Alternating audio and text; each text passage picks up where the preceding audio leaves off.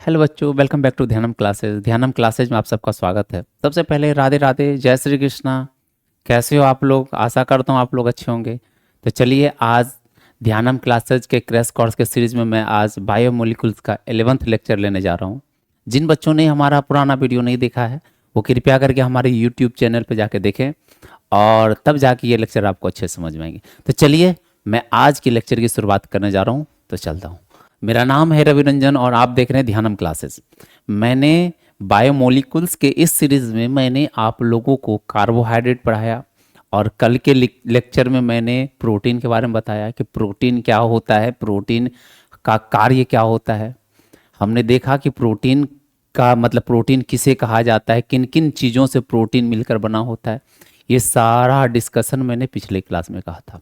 तो चलिए, हमने बताया था कि प्रोटीन जो है एमाइनो एसिड का बहुलक है। हमने ये भी बताया था कौन से एमाइनो एसिड का बहुलक है, तो अल्फा एमाइनो एसिड का बहुलक था। ठीक है। और एमाइनो एसिड क्या था, तो मैंने बताया था एमाइनो एसिड जो है दो फंक्शनल ग्रुप एमीन और कार्बोक्सिलिक एसिड के मिलने से बना है। ठीक है। और मैंने इसके साथ साथ ये भी बताया था कि ज्यूइटर आयन कैसे फॉर्मेशन हुआ था, ज्यूइटर आयन क्या था, मैंने उस बात को भी डिस्कस किया था। तो चलिए, आज की टॉपिक को शुरुआत करने जा रहा हूँ। मैंने आप लोगों को कल बताया था ज्यूइटर आयन के बारे में, आप लोगों को याद होगा। चलिए, याद नहीं है तो मैं एक बार फिर से आपको रिकेप करवा देता हूँ। हमने क्या बताया था कि जो हमारे पास क्या होता है, एमाइनो एसिड होता है, NH2 ग्रुप था और यहाँ पे क्या था CH और यहाँ पे क्या था एक R ग्रुप जुड़ा हुआ है और इसके साथ क्या था COOH। मैंने बताया था इस सीरा को एसिडिक सीरा कहा जाता है, एसिडिक टर्मिनल कहा जाता था। जरा याद करो, टर्मिनल मतलब सीरा, टर्मिनल इसको कहते थे अम्लीय सीरा। ठीक है। और इस सीरा को कहा जाता था बेसिक टर्मिनल। क्या कहा जाता था? बेसिक टर्मिनल का नाम दिया जाता था। ठीक है। और इसको कहते थे क्षारीय सीरा, क्षारीय सीरा। अच्छा, क्यों कहते थे? क्योंकि हम जानते हैं एसिड, कार्बोक्सिलिक एसिड COOH जो है एसिड होता है और अमोनिया NH3 ग्रुप जो है वो क्षार होता है। और हमने एसिड और क्षार के बारे में तो पिछले क्लास 10th में जो अपने लोग पढ़े हुए थे कि एसिड वह होता है जो जल में जाने पर H+ को दे देता है, मतलब डोनेट कर देता है, H+ को त्याग देता है, वो एसिड होता है। और जो H+ ले लेता है वो बेस होता है, क्षार होता है। तो हमने क्या बताया था कि इसका नेचर हमेशा जो CO और COOH है इसमें से हमेशा इसको H को डोनेट करने का इसका टेंडेंसी होता है। इसका नेचर कैसा होता है COOH का कि हाइड्रोजन को त्याग दे, हाइड्रोजन को लॉस कर दे। और इसका टेंडेंसी कैसा होता है? इसका टेंडेंसी होता है कि ये हमेशा H+ को ग्रहण कर ले और यही कारण से ज्यूइटर आयन का फॉर्मेशन होता है। हमने क्या बताया, ये अपना एक हाइड्रोजन त्याग देगा और ये हाइड्रोजन को कौन लेगा? NH2 ग्रुप ले लेगा। और जैसे ये हाइड्रोजन त्यागेगा इस पर एक नेगेटिव साइन आएगा और ये ले लेगा तो ये कौन सा साइन होगा? पॉजिटिव साइन होगा। मैंने बताया था ना कि मैंने ये बताया था कि सर यहाँ पे जो आप CH है ये R ग्रुप है, ये COO था और ये था NH2, यहाँ H था। हमने क्या बताया कि यहाँ से क्या होगा बेटा, यहाँ से एक हाइड्रोजन ये लॉस कर देगा और कौन हाइड्रोजन गेन करेगा? NH2। अब ये 2 है तो यहाँ 3 हो जाना है। अब यहाँ पे 3 हो गया, लेकिन जैसे 3 होगा तो इस पर हमने बताया था एक प्लस सिंबल आ जाता है और इसने हाइड्रोजन लॉस किया, इस पर एक नेगेटिव सिंबल आता है।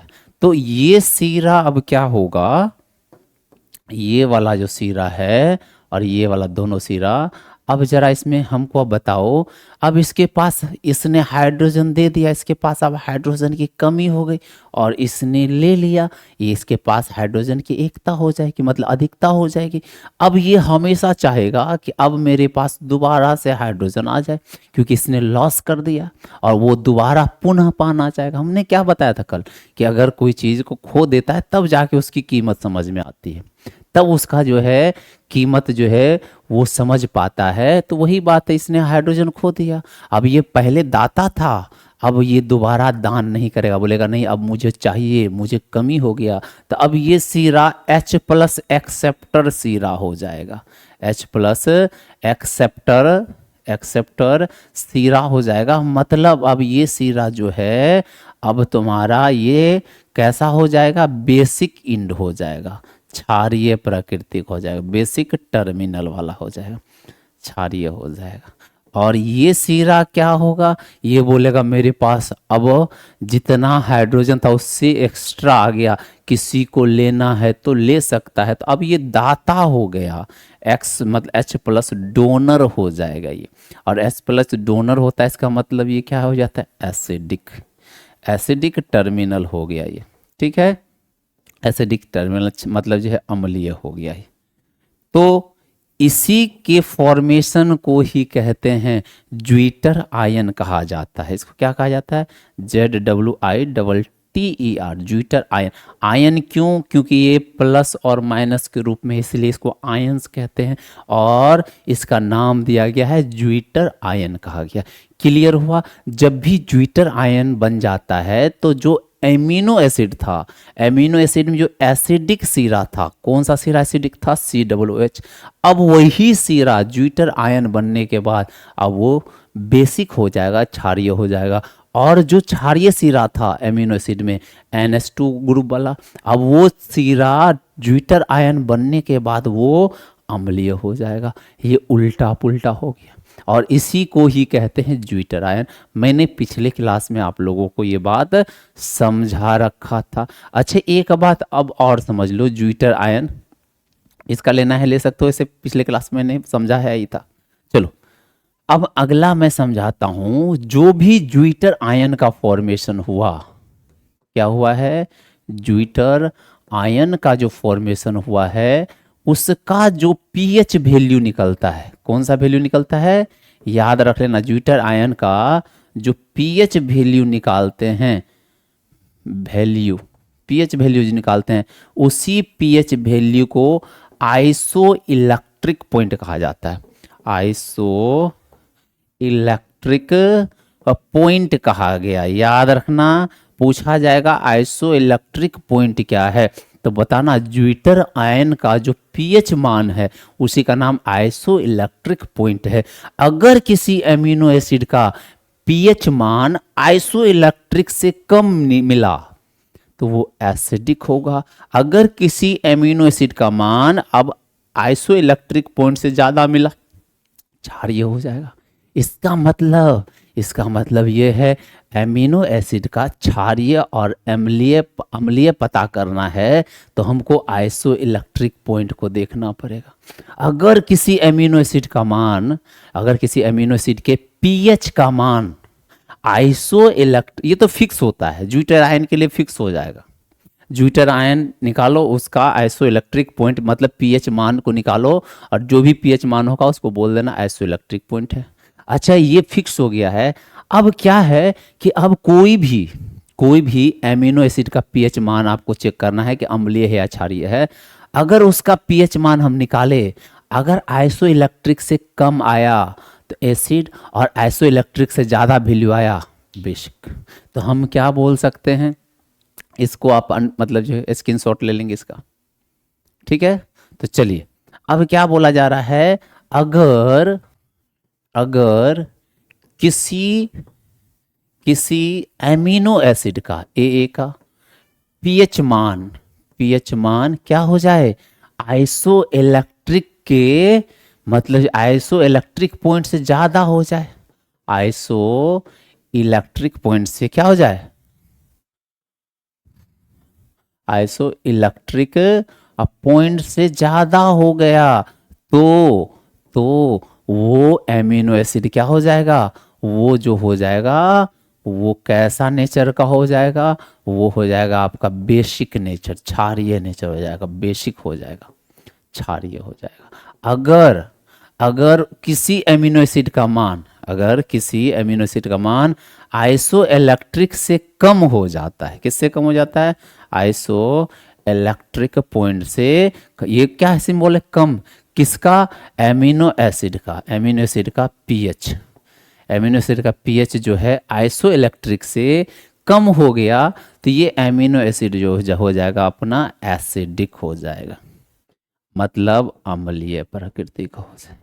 क्लियर हो रहा है बात? आप इसका स्क्रीनशॉट ले लें। ले लिया आपने?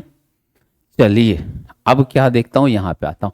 क्या बोला जाता है, एक मतलब जो सिंपल एमिनो एसिड है उसका जो ज्यूटर आयन के रूप में वो बनता है, उसका जो पीएच मान होता है, उसका क्या बोला है, जो पीएच मान है वही पीएच मान को आइसो इलेक्ट्रिक पॉइंट कहा जाता है। और जब किसी एमिनो एसिड के पीएच आइसो इलेक्ट्रिक से कम होता है, पीएच क्या होता है, आइसो इलेक्ट्रिक से कम हो तो वो एसिडिक है, और अधिक हो तो वो बेसिक है। इसको आप स्क्रीनशॉट इसका आप ले लेंगे और अपने नोट्स में उतार लें। ले लिया आपने? चलिए आगे बढ़ता हूँ। अब कहा जाता है ये प्रोटीन, हमने क्या बताया था, प्रोटीन का स्ट्रक्चर अब कैसा होगा। अब हमने बताया था प्रोटीन जो है एमाइनो एसिड के मिलने से एक लंबा चेन बना। अच्छा, एमाइनो, जब हम बहुत सारे एमाइनो एसिड को लाएंगे और जोड़ देंगे, जोड़ देंगे क्या, कैसे जोड़ देंगे, फेविकॉल थोड़ी ना कि मतलब जिसको चिपका देंगे फेविकॉल से, नहीं, वहाँ जोड़ा जाता है केमिकल में। मतलब जब भी केमिस्ट्री में रिएक्शन होता है तो रिएक्शन बंधन बनता है और उस बंधन से दोनों मॉलिक्यूल्स जो है जुड़ जाते हैं। कैसे जुड़ रहा है केमिस्ट्री में, बंधन बनाकर जुड़ता है, और यहाँ पे भी बंधन बनेगा, बॉन्ड बनता है। वही बात है, यहाँ पे बहुत सारा अमाइनो एसिड है और सभी अमाइनो एसिड जो है आपस में बंधन बना के जोड़ लेगा। अब कैसे बंधन बनेगा सर, हमको जरा बताइए। जैसे ग्लूकोज में आपने बंधन बना के दिखाया था, जैसे आपने फ्रुक्टोज में बना के दिखाया था, सुक्रोज में दिखाया था, माल्टोज में दिखाया था, सेम उसी प्रकार से क्या है इसमें बंधन बनेगा। हाँ बेटा, वैसा ही बंधन बनने वाला है। तो चले देखे क्या, चलिए मैं आपको सिखाता हूँ कैसे बंधन बनता है। तो हम क्या करेंगे, अमाइनो एसिड के स्ट्रक्चर को कैसे बनाया जाता है, अमाइनो एसिड बनता कैसे, उस बात को समझाते हैं। हम सिंपल सा 2 अमाइनो एसिड लेंगे। वैसे तो मैं जानता हूँ, आप भी जानते हैं कि बहुत सारे अमाइनो एसिड के मिलने से प्रोटीन बना है, लेकिन हम बस 2 को जोड़ के दिखा देंगे ना तो आप समझ जाओगे जितने भी अमाइनो एसिड है सब उसी प्रकार से बंधन बनेगा।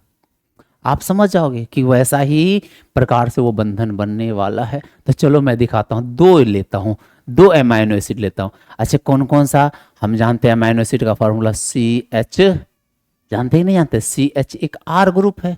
कौन सा ग्रुप है, CH एक R ग्रुप लगा हुआ है, और यहाँ पे क्या है, NH2 है। और अरे इधर भी कर लो आप, इधर COOH करना है COOH कर लो, इधर NH2 करना है NH2 कर लो, कोई दिक्कत है क्या।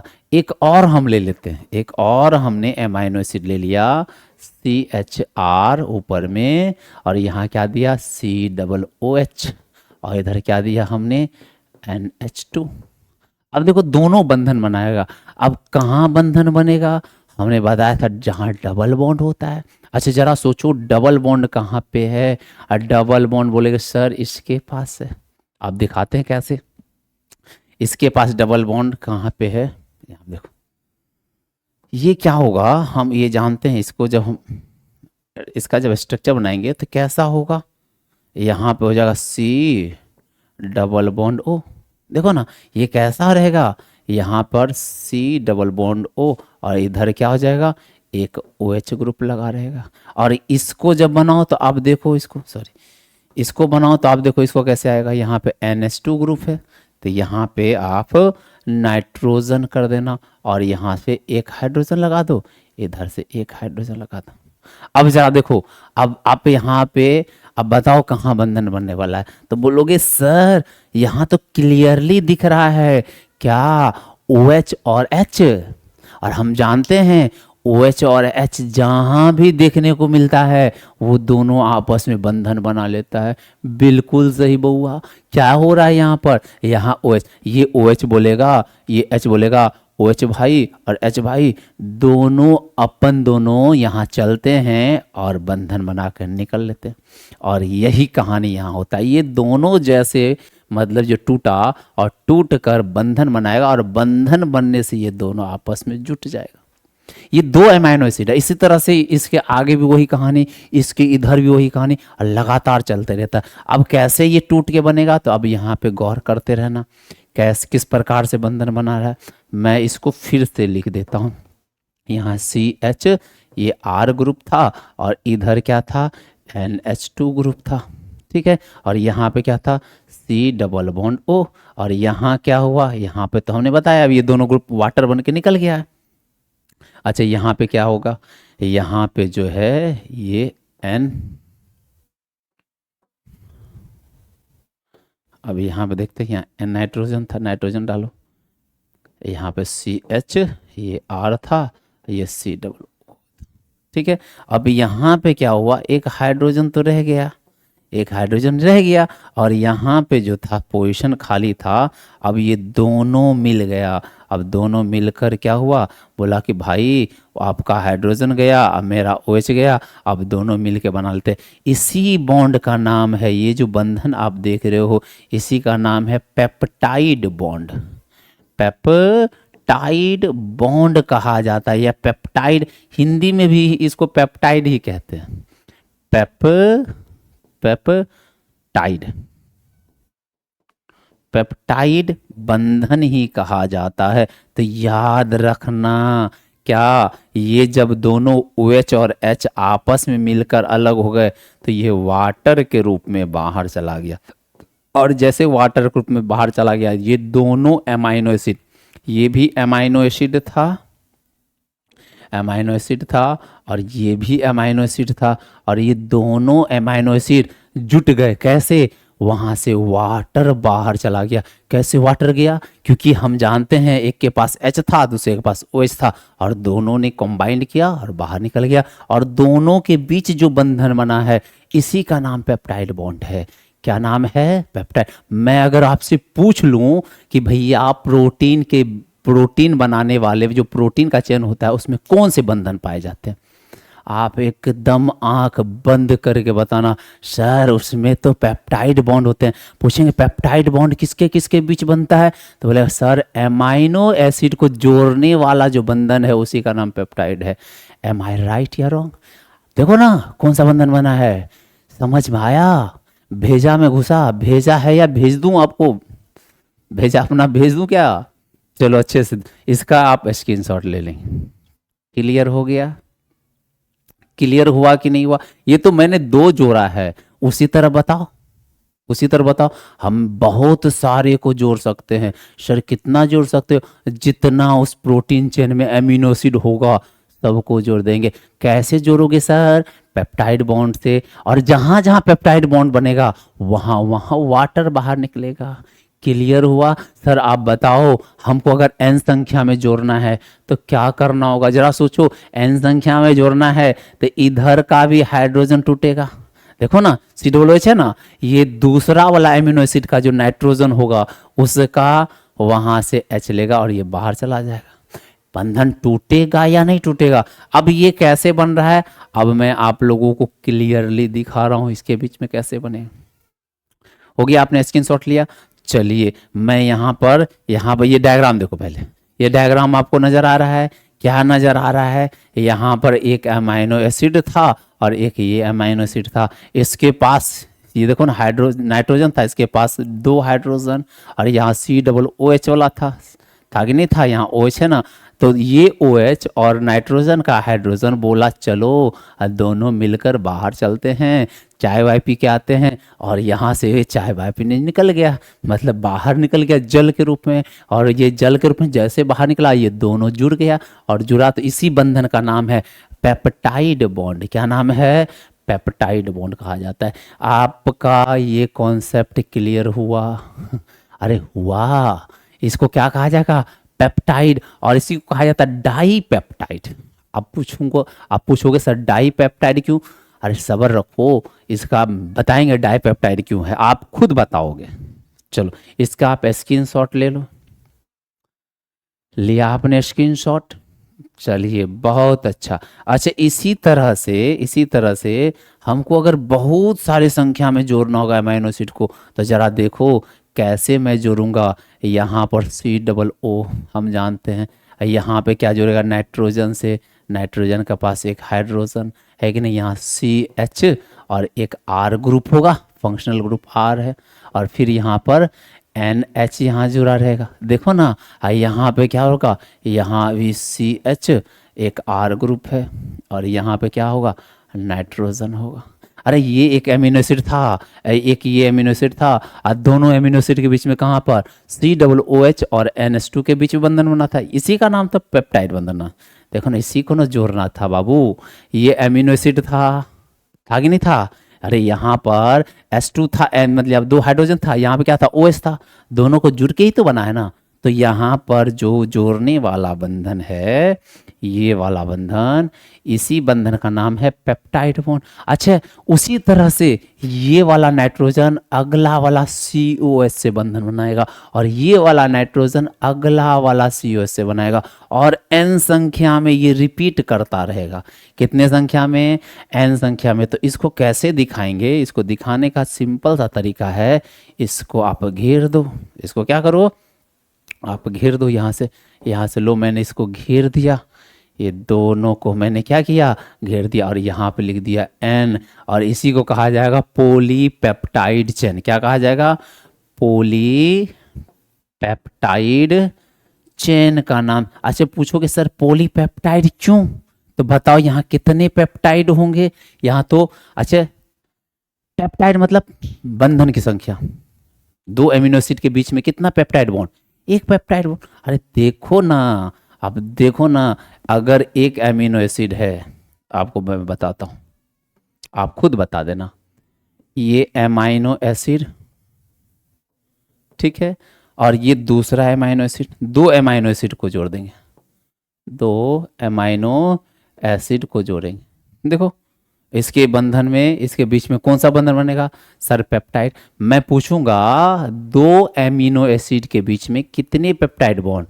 सर काउंट कर लो, एक ही तो हो रहा है। दो के बीच में कितना बंधन है? दो को कैसे जोड़ रहा है? एक ही बंधन से तो जोड़ रहा है।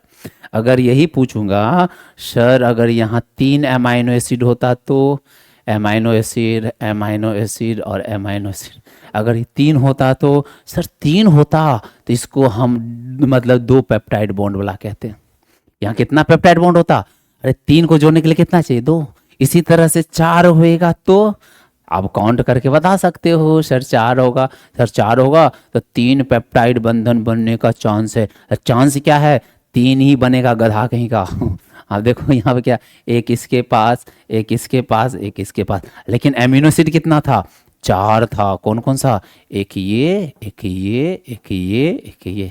इसी तरह से जितने एमिनो एसिड होंगे उसमें पेप्टाइड बॉन्ड की संख्या एक कम हो जाएगी। 2 था, एक पेप्टाइड बंधन, 2 एमिनो एसिड था, एक पेप्टाइड, 3 था, 2 पेप्टाइड बंधन, 4 एमिनो एसिड था, 3 पेप्टाइड, अब 5 एमिनो एसिड होगा, 4 बनेगा पेप्टाइड, 6 एमिनो एसिड होगा, कितना पेप्टाइड? अरे बोलो, 6 अगर एमिनो एसिड होगा तो वहाँ 5 पेप्टाइड बंधन होगा कि नहीं होगा? इसी तरह से अगर n एमिनो एसिड है तब तो उसको कहा जाएगा बहुत सारे पेप्टाइड बंधन होगा, n-1 होगा, और n-1 होगा तो मतलब बहुत सारे संख्या में। जब पेप्टाइड बंधन बहुत संख्या में हो जाता है उसी का नाम होता है पॉलीपेप्टाइड। यहाँ क्लियर कर लो पहले बात। अब देखो यहाँ क्या बोला जा रहा है, बोला जा रहा है कि दो एमिनो एसिड आपस में जब जुड़ जाते हैं तो उसे डाईपेप्टाइड कहा जाता है। क्या कहा जाता है? डाईपेप्टाइड। और डाईपेप्टाइड में कितना, डाईपेप्टाइड क्यों? क्योंकि दो एमिनो, दो का मतलब डाई, 3 एमिनो का ट्राई, 4 का टेट्रा, 5 का पेंटा। तो कितना एमिनो एसिड? 2 एमिनो एसिड, और दोनों को जोड़ रहे हैं तो पेप्टाइड से, इसलिए नाम क्या दिया गया है? डाईपेप्टाइड। तो बहुआ जब दो एमिनो एसिड आपस में जुड़ते हैं तो उसके लिए क्या नाम देते हैं? डाईपेप्टाइड का नाम देते हैं। क्या देते हैं? डाईपेप्टाइड। उसी तरह से डाईपेप्टाइड में कितना पेप्टाइड बॉन्ड?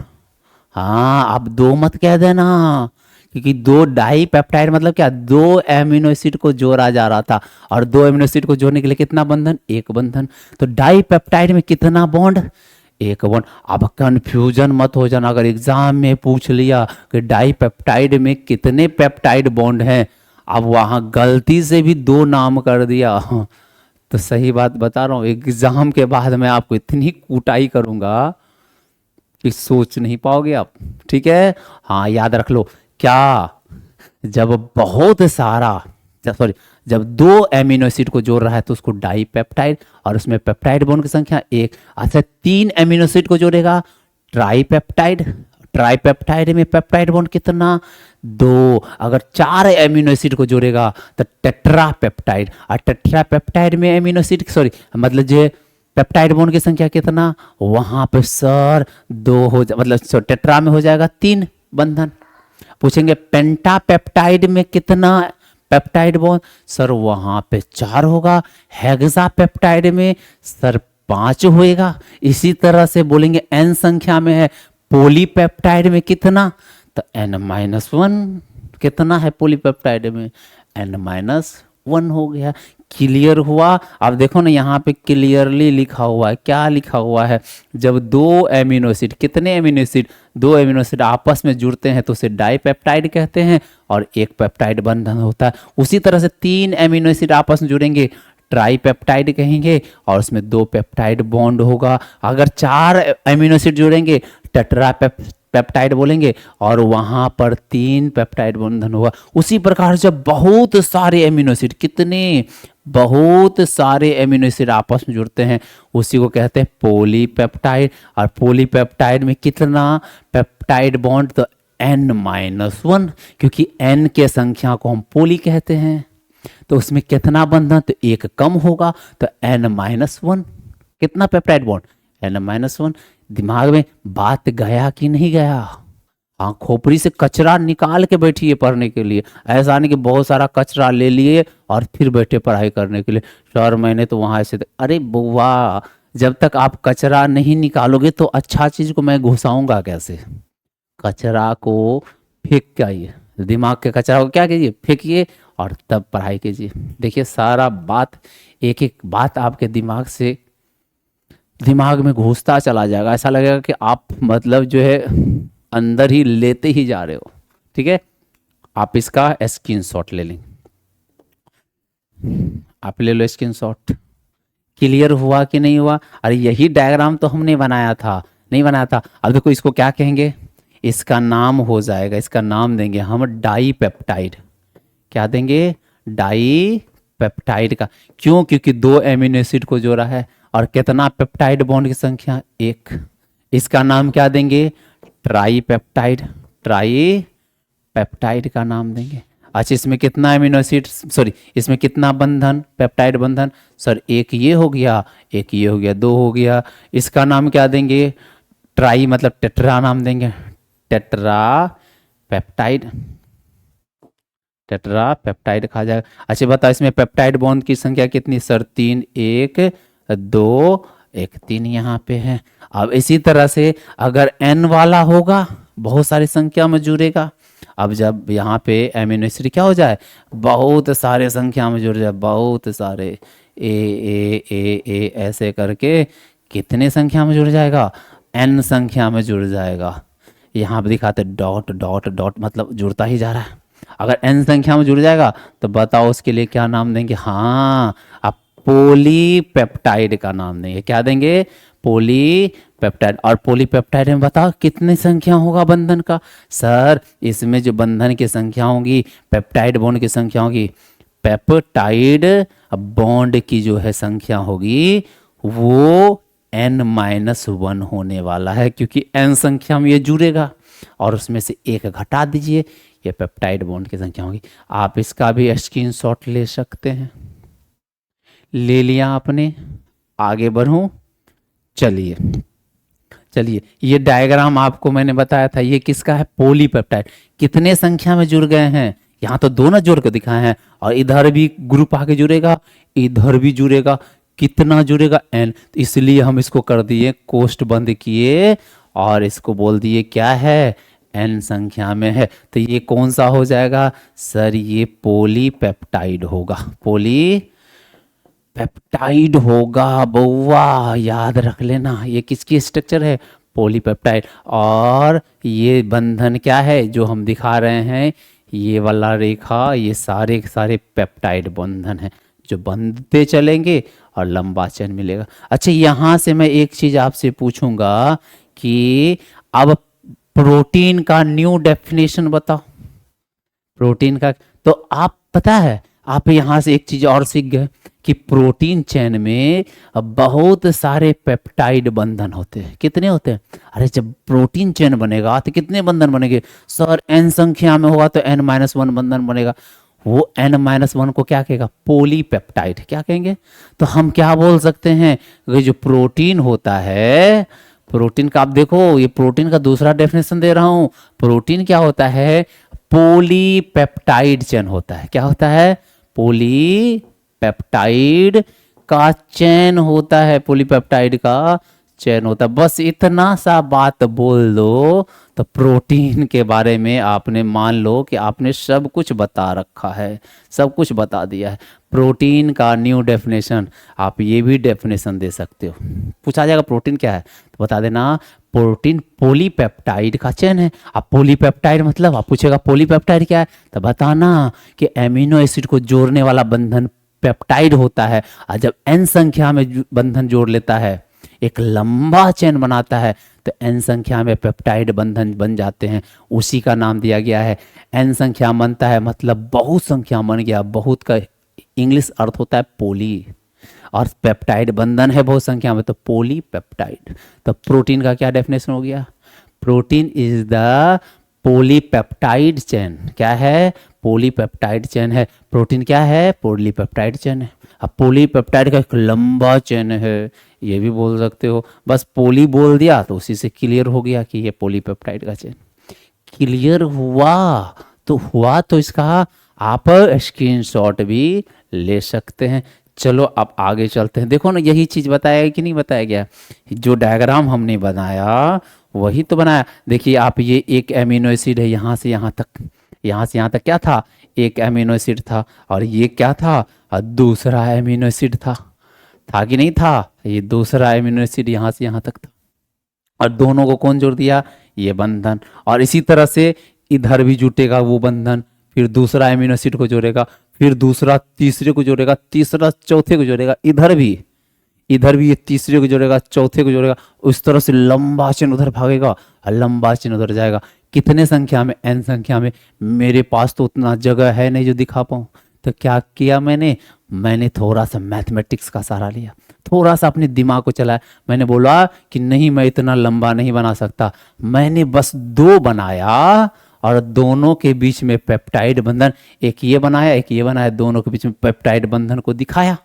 और मैंने ये भी बताया कि इधर भी होगा। मैंने बताया इधर भी होगा। और कितना होगा? किसी ने पूछा कितना होगा, तो हमने इसको एक बड़े ब्रैकेट के अंदर n के संख्या में डिनोट कर दिया। बोला कि ये n संख्या में होगा, और इसी का नाम हमने कह दिया पॉलीपेप्टाइड चेन, और इसी को हम लोग कहते हैं प्रोटीन। क्या कहते हैं? प्रोटीन। तो बताओ प्रोटीन क्या है?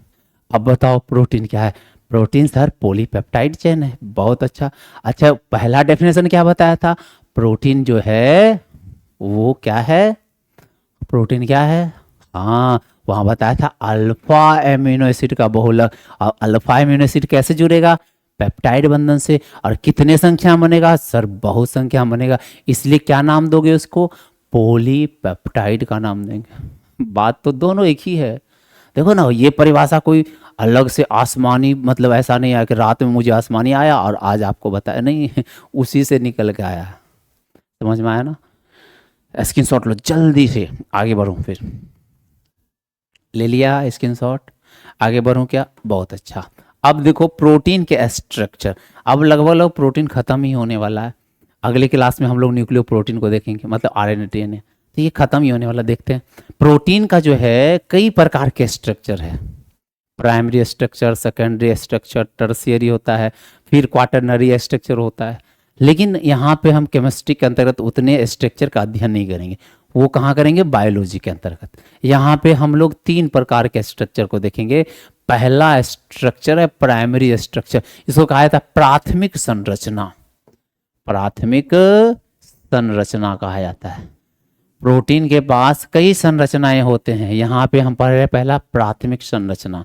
प्राथमिक संरचना में पता है प्रोटीन कैसा होता है, एक लंबा चेन बना देना। प्रोटीन का क्या बना देना, एक लंबा चेन बना देना। वही लंबा चेन वाला, लंबा चेन मतलब सीधी श्रृंखला वाला।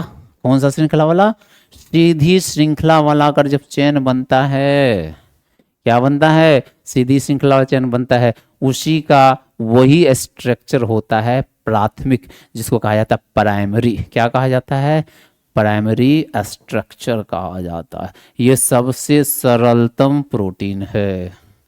क्या है, प्राइमरी स्ट्रक्चर वाला प्रोटीन कौन सा है, आप बता देना सर। जो एक सरल रेखा में हो जाए, जो बहुत सारा एमिनो एसिड जुड़े और एक सरल रेखा सीधा हो जाए। अरे हमारे पास, आपके पास धागा है, और धागा को क्या कर दो, एक सरल रेखा में उसको फैला दो। अरे ये सीधा सीधी फैलाएंगे, यही सरल रेखा वाला जो संरचना है प्रोटीन का प्राथमिक स्ट्रक्चर है।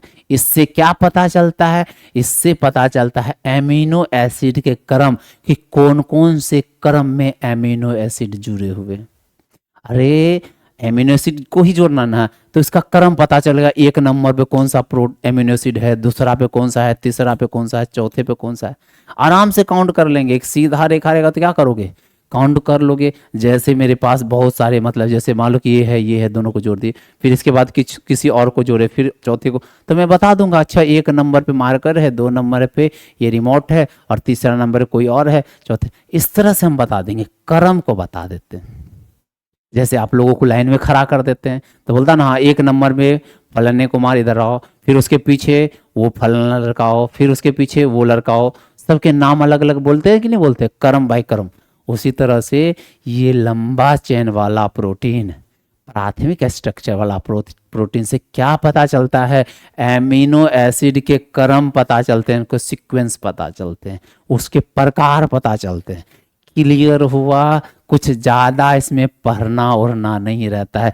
ये समझ में आया कि नहीं आया। अच्छा दूसरा है सेकेंडरी स्ट्रक्चर। अच्छा सेकेंडरी स्ट्रक्चर का निर्माण जो होता है, बहुत सारा जब लंबा लंबा, जब बहुत सारा प्राथमिक स्ट्रक्चर वाला चेन था, बहुत सारा, और वो सब चेन को जब एक जगह रखा गया तो दोनों में आपस में हाइड्रोजन बंधन बन गया।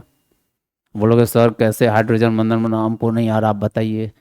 चलिए समझते, ठीक है। तो अब बस इतना समझो, ये प्राइमरी स्ट्रक्चर में क्या है, एक लंबा चेन है, एक सीधी श्रृंखला है, किसकी, एमिनो एसिड की। अच्छा द्वितीयक, सेकेंडरी मतलब क्या हो जाता है, द्वितीयक संरचना है।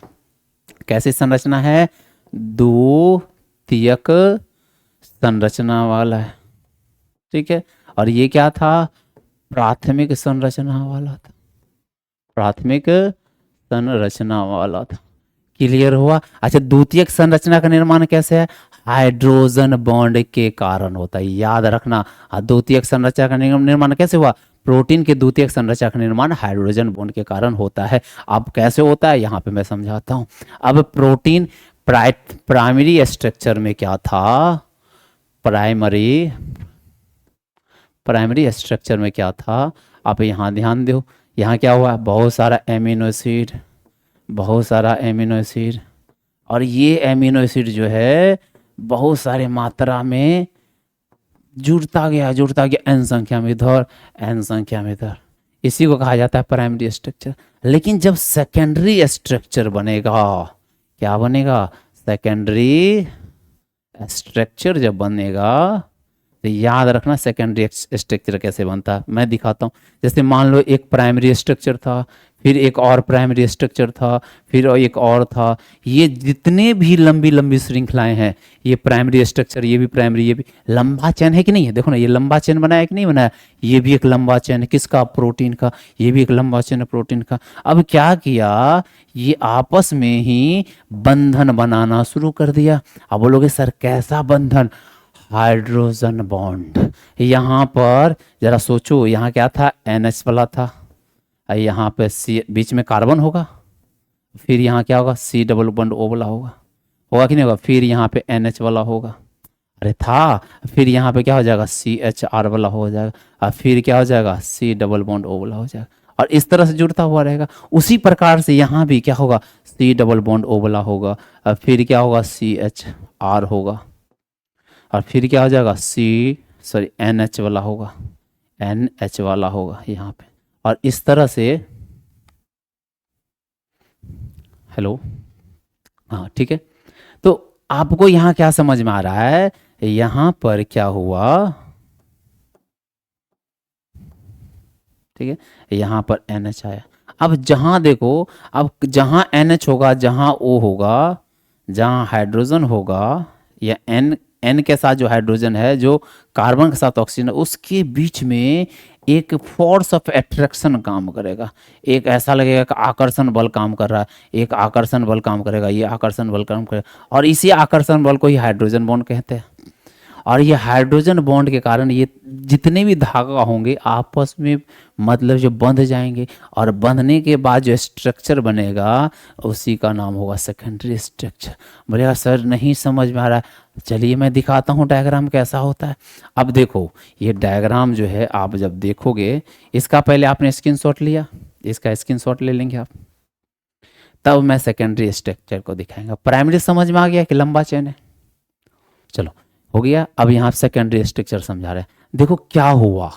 सेकेंडरी स्ट्रक्चर में बेसिकली क्या था, दो तरह के स्ट्रक्चर मिलते हैं। सेकेंडरी में दो तरह का संरचना मिला, एक गोल गोल गोल गोल गोल गोल घूम जाता है। आप वो गोल गोल जैसे स्प्रिंग घुमाए ना, उसी तरह से घूम जाता है, उसको कहते हैं अल्फा एल हेलिक्स स्ट्रक्चर। क्या कहा जाता है, अल्फा हेलिक्स स्ट्रक्चर कहा जाता है। और एक सीढ़ी की तरह, घर में जो सीढ़ी लगा हुआ है, एक फिर दूसरा फिर तीसरा चौथा स्टेप पांचवा, अरे सीढ़ी का स्टेप देखो ना, एक दो तीन ऐसे करके लगा रहता है, वो स्टेप वाला होगा, वो एक अलग। यहाँ क्या बता, पहला अल्फा हेलिक्स होता है और एक सीढ़ी नुमा होता है, उसको कहते हैं बीटा प्लीटेड स्ट्रक्चर।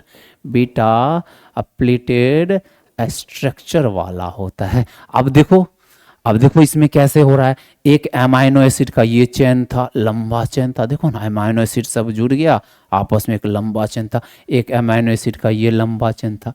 मतलब इस चेनों के बीच में क्या हो रहा है, यहाँ पर ऑक्सीजन डबल बॉन्ड से था, यहाँ पर हाइड्रोजन नाइट्रोजन के साथ जुड़ा हुआ था, यहाँ भी क्या हुआ, डबल बॉन्ड के साथ ऑक्सीजन, यहाँ भी हाइड्रोजन। और इस तरह से जहाँ जहाँ ऑक्सीजन था और जहाँ जहाँ हाइड्रोजन अगल बगल में था, उसने क्या किया, आपस में बंधन बनाना शुरू कर दिया। ये बंधन बन गया, ये बंधन बन गया, ये बंधन, और इस बंधन के कारण ये आपस में जुड़ गए। इसी बंधन का नाम है हाइड्रोजन बॉन्ड। क्या नाम है, हाइड्रोजन बॉन्ड कहा जाता है। बात क्लियर हुआ कि नहीं हुआ, अब किसे कहा जाता है हाइड्रोजन बॉन्ड। हमने क्या बताया कि यहाँ पे जब बहुत सारा प्राइमरी स्ट्रक्चर के बीच में हाइड्रोजन बॉन्ड बनता है, कहाँ कहाँ बनता है, ऑक्सीजन और हाइड्रोजन के बीच में। जो नाइट्रोजन वाला ग्रुप था ना, नाइट्रोजन के पास एक हाइड्रोजन था और एक कार्बन के पास ऑक्सीजन था, तो ऑक्सीजन और हाइड्रोजन जब पास आएगा तो दोनों के बीच में एक अट्रैक्शन काम करेगा, एक बल काम करेगा। इसी बल का नाम है हाइड्रोजन बॉन्ड, और यही हाइड्रोजन बॉन्ड के वजह से ये जुड़ जाता है। तो एक बार जुड़ कर कैसा संरचना को बनाया, सीढ़ी नुमा संरचना। देख रहे हो ना ये वाला संरचना, आप इसका स्क्रीनशॉट ले लेंगे, ये सीढ़ी के जैसा, और सब जो है आपस में, ये वाला हाइड्रोजन बॉन्ड है, ये वाला हाइड्रोजन बॉन्ड है, ये वाला है, ये वाला, सब जुड़ा हुआ है, और ये सीढ़ी नुमा बन गया। इसको कहते हैं बीटा प्लीटेड स्ट्रक्चर। और एक जो है स्प्रिंग की तरह गोल गोल गोल गोल गोल गोल, देखो ना यहाँ पे गोल गोल घुमा, यहाँ पे ऑक्सीजन था, यहाँ नाइट्रोजन था, नाइट्रोजन का हाइड्रोजन है और ऑक्सीजन के साथ क्या है, बंधन बना लिया, ये बंधन बनाया। जहाँ जहाँ हाइड्रोजन ऑक्सीजन आपस में आमने सामने होगा, बंधन बना लेगा। ये है अल्फा हेलिक्स, वो है बीटा प्लेटेड। आप इसका एक जो है डायग्राम मतलब स्क्रीनशॉट ले लेंगे, ठीक है। आपके नोटबुक में ये बनाने की ज़रूरत नहीं है, बस ये बता देना कि सेकेंडरी स्ट्रक्चर में जो होता है वो दो तरह की संरचना मिलते हैं, एक अल्फा हेलिक्स और दूसरा बीटा प्लेटेड। ये स्ट्रक्चर देखो, ये अल्फा हेलिक्स वाला है, ये बीटा प्लेटेड वाला है, और ये बीटा प्लेटेड मिलकर संरचना बनाया। ये बीटा प्लेटेड है, ये अल्फा है। उसी तरह से ये देखो, ये भी अल्फा हेलिक्स है, स्प्रिंग की तरह, और ये सीढ़ी नुमा बीटा प्लेटेड है। और दोनों के बीच में कैसे बंधा है बंधन, ये जितने भी रेड कलर से देख रहे हो ये सब हाइड्रोजन बॉन्ड है। यहाँ दिख रहा है ना, ये हाइड्रोजन बॉन्ड को दिखाया है, ये बंधन को क्या बताया, हाइड्रोजन। और यहाँ भी बंधन बना है हाइड्रोजन, दोनों हाइड्रोजन। ये जितने भी हाइड्रोजन, ये भी हाइड्रोजन, ये भी हाइड्रोजन, यहाँ भी हाइड्रोजन, ये सब हाइड्रोजन बॉन्ड, सब क्या है, हाइड्रोजन बॉन्ड। क्लियर है। आप इसका एक स्क्रीनशॉट ले लेंगे, फिर आगे चलता। समझ में आ गया। चलिए तीसरा अब क्या बोला जाता है, पहले प्रकार का स्ट्रक्चर हेलिक्स के तरह होता है, जो स्प्रिंग के तरह है, उसको अल्फा हेलिक्स कहा जाता है। और इसमें अल्फा हेलिक्स में जो कुंडली बनता है, गोल गोल जो घूमता है, वहाँ पे क्या होता है, CO ग्रुप, बताया था ना, C डबल बॉन्ड O। और एक दूसरा वाला था, उसके साथ क्या था, NH2 ग्रुप था। दोनों के बीच में एक बंधन बना, और उसी बंधन का नाम है हाइड्रोजन बंधन बनता है। एग्जाम्पल देखो, सेकेंडरी स्ट्रक्चर वाला जितने भी दुनिया में प्रोटीन है, जो ऊन, हम ऊन कहाँ से प्राप्त करते हैं, जानवर के बाल से। अरे भेड़ बकरी मतलब ऊँट के, भेड़ के मतलब जो हेयर से तो ऊन ले प्राप्त होता है कि नहीं होता है। अच्छा कभी ऊन को जला के देखना, बहुत ही गंदा बदबू स्मेल आती है। वो कौन सा प्रोटीन है, वो जो जल के जो बदबू निकलता है, वो प्रोटीन के जलने से हुआ था। और प्रोटीन वो कौन सा प्रोटीन है, सेकेंडरी स्ट्रक्चर वाला प्रोटीन है। अपना हेयर, अपना जो नाखून है, आप हेयर को जलाना, नाखून को जलाना, और मतलब ऊन को जलाना, तीनों में से एक ही तरह की खुशबू आएगी। और वो खुशबू मतलब जो है कौन से स्ट्रक्चर वाला प्रोटीन था, वो वहाँ सेकेंडरी स्ट्रक्चर वाला प्रोटीन था। क्लियर हुआ।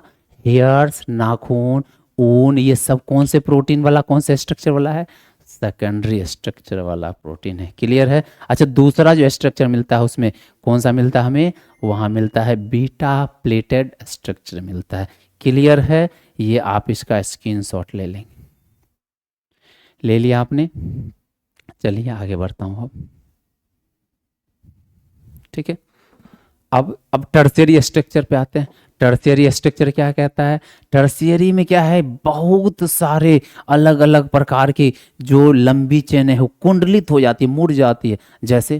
जैसे देखना रस्सी में क्या है, बहुत सारे धागा, जो मार्केट में रस्सी मिलती है ना, देखना बहुत सारा धागा आता है, उसको लपेट के अब बहुत सारा मोटा मोटा रस्सी बना दिया जाता है। उसमें कितने धागे, बहुत सारे धागे। जब बहुत सारे धागे आपस में उलझ जाते हैं और उलझ के एक अलग प्रकार का स्ट्रक्चर बनता है, उसी का नाम है टर्शियरी स्ट्रक्चर। तो कहा जाता है इसमें एक लंबी पेप्टाइड की कड़ी कुंडलित विभिन्न प्रकार से फोल्डेड हो जाती है, मुड़ जाती है, उलझ जाती है, तो टर्शियरी स्ट्रक्चर में परिवर्तित हो जाती है। और इस तरह का जो प्रोटीन है वो हमारे शरीर में, आपके शरीर में उपस्थित है।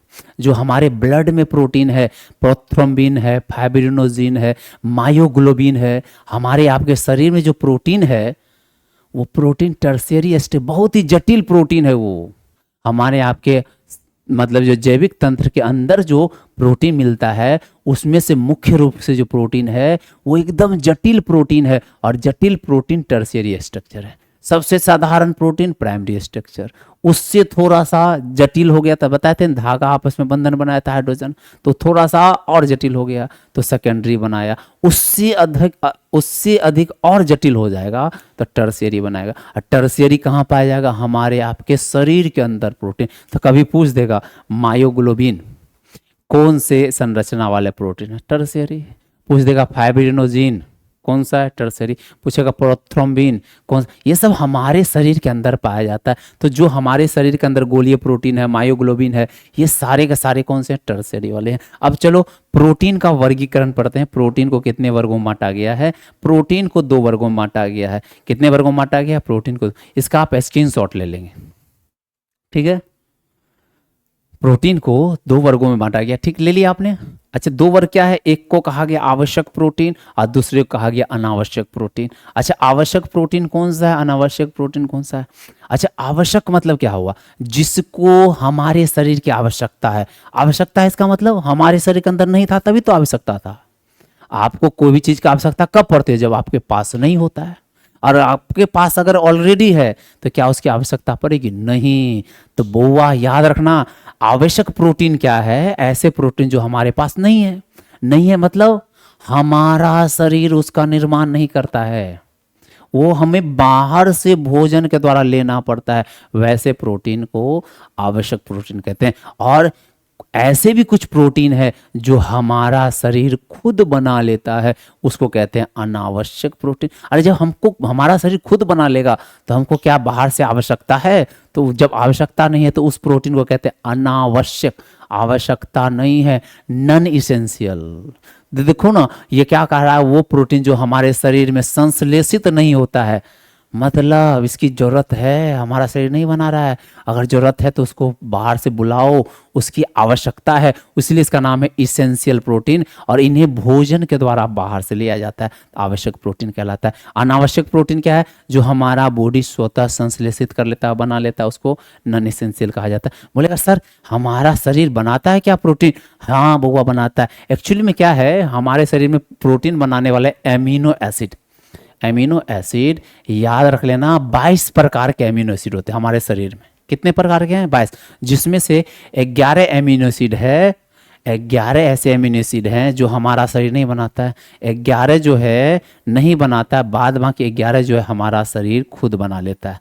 हमारा शरीर क्या बना लेता है? 11 आवश्यक एमिनो एसिड है और 11 जो है अनावश्यक है, जिसका जरूरत नहीं है। बात समझ में? अनावश्यक है तो ये याद रख लेना। और जो अनावश्यक है, अनावश्यक इसका मतलब हमारा शरीर उस एमिनो एसिड को बनाता है, और जो मतलब आवश्यक है मतलब हमारा शरीर नहीं बनाता, उसको बाहर से हम भोजन के द्वारा प्राप्त करते हैं। तो ये आवश्यक और अनावश्यक दोनों शब्द को परिभाषित किया गया है। इसका स्क्रीनशॉट ले लें, जल्दी से ले लें, फिर आगे चलो।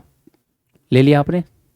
चलिए बहुत अच्छा, आगे चलता हूं। अब क्या होता है? डीनेचुरेशन, अब विकृतीकरण। अब क्या है कि आप प्रोटीन का रासायनिक गुण बदल दो, उसका तापमान बदल दो, तो प्रोटीन के क्वालिटी में फर्क हो जाएगा। जैसे एक कच्चा अंडा है, कच्चा अंडा का जो प्रोटीन है, और उसी अंडा को पका के खाओ, गर्म पे हीट करके खाओ, तो प्रोटीन जल जाता है, वो प्रोटीन मतलब उसकी क्वालिटी घट जाती है। इसीलिए कहा जाता है ना, आप कच्चा अगर खाओ तो उसमें बहुत अधिक प्रोटीन आपको मिलेगा। अगर उसके तापमान रख दो, उस पर कोई केमिकल डाल दो, तो प्रोटीन की क्वालिटी घट जाती है।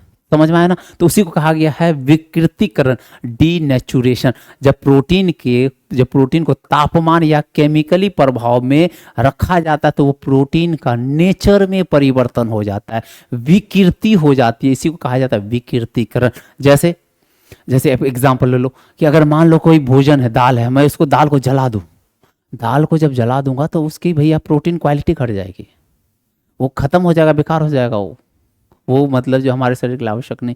तो ये बात समझना पड़ेगा जब हम किसी चीज़ को मतलब जैसे कहा जाता है आप कच्चा चना खाओ, उसमें ज़्यादा प्रोटीन मिलेगा आपको। अंकुरित चना खाओ तो उसमें अगर उसी को दाल के रूप में खाओ तो ठीक है, लेकिन उससे ज़्यादा कच्चा वाला में फ़ायदा है, क्योंकि उसका नेचर बदल जाता है, प्रकृति बदल जाता है, तापमान मतलब जो टेम्परेचर पर उसमें पीएच मान बदल दो तो उसकी रासायनिक गुण बदल जाएगी। तो वही कहा जाता है जब प्रोटीन फिजिकली चेंज मतलब जो है भौतिक रूप से परिवर्तन हो जाते हैं, उसके तापमान में परिवर्तन कर दो या उसको रासायनिक रूप से उसके पीएच मान में परिवर्तन कर दो तो प्रोटीन जो है बदल जाता है। इसी को कहते हैं डीनेचुरेशन। एक होता है इंजाइम। इंजाइम क्या है?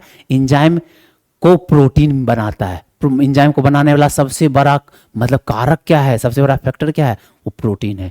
प्रोटीन से ही इंजाइम बनता है। और इंजाइम क्या होता है?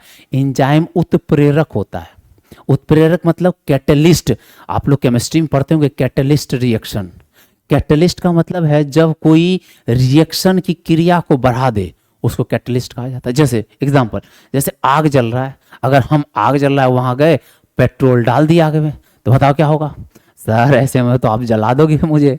हाँ, मैं आग में डाल रहा हूँ पेट्रोल, तो आग जो है बहुत तेजी से लपटें जो है उठने चालू हो जाएगी। वो क्या हुआ कि पेट्रोल ने आग के जलने की दर को बढ़ा दिया, उसको बढ़ा दिया, रिएक्शन की दर को बढ़ा दे, उसको कहते हैं कैटलिस्ट।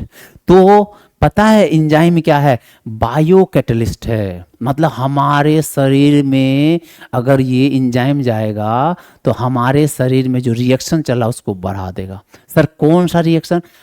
खाना पाचन करने का रिएक्शन, जो हमारे शरीर में डाइजेशन का प्रोसेस होता है उसको बढ़ा देता है ये इंजाइम। आपने सुना होगा कि हम सब खाना खाते तो हमारे आंतों में मतलब पाचक रस होता है, और पाचक रस में क्या होता है, इंजाइम होता है। क्या होता है, इंजाइम होता है।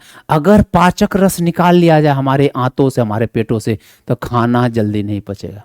बोलेगा सर ऐसे कैसे नहीं पचेगा? बउआ नहीं पचेगा। अगर आप के शरीर से सारे इंजाइम को निकाल लिए जाए तो पता, एक टाइम का अगर आप नाश्ता करोगे, नाश्ता खाना नहीं, नाश्ता करोगे, उसको पचने में 14 से 15 साल लग जाएंगे। जरा सोचो, एक समय का नाश्ता को पचाने में बिना इंजाइम का 14 से 15 साल लग गया, और वो इंजाइम क्या करेगा, 3 से 4 घंटा में पचा देगा। तो क्या हुआ, इंजाइम क्या करता है, हमारे शरीर में जो पाचन की दर है उसको बढ़ा देता है। तो इसको कहा गया बायो कैटलिस्ट। बायो मतलब जैव, कैटलिस्ट मतलब उत्प्रेरक, उत्प्रेरक मतलब बढ़ा देने वाला। तो शरीर में जो केमिकल रिएक्शन है, जो जीवन के अंदर केमिकल रिएक्शन होता है, उसको बढ़ा देता है, इसलिए नाम है बायो कैटलिस्ट। तो याद रखना क्या कहा गया इंजाइम के बारे में। इंजाइम ये पराया जीव उत्प्रेरक होते हैं, बायो कैटलिस्ट होता है। कौन सा कैटलिस्ट होता है बहुआ, याद रखना, बायो कैटलिस्ट।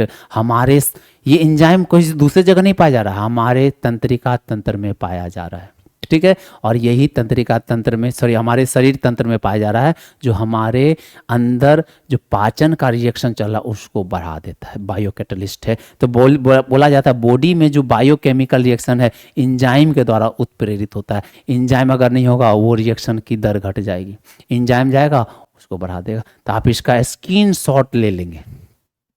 ले लिया आपने, चलिए बहुत अच्छा। अब आगे चलता हूँ। चलिए अगला है कि एंजाइम जो भी है, एंजाइम है एक विशेष तापमान पर अधिक सक्रिय होता है, अधिक काम करता है। उस तापमान को कहते हैं अनुकूल तापमान, ऑप्टिमम प्रेशर कहा जाता है। अब जरा सोचो, ठंडा और गर्मी के दिन में, ठंडा के दिन में आपका खाना तुरंत पच जाएगा, गर्मी के दिन में एक बार खाओ खाना नहीं पचेगा। क्यों? क्योंकि ये जो और पाचक रस तो वही था, एंजाइम हमारे शरीर में वही था, एंजाइम बदला नहीं है। क्या हुआ, बाहर आसपास के तापमान बदल गए, और तापमान बदल गया तो उसके काम करने का भी दर बढ़ गया और घट गया।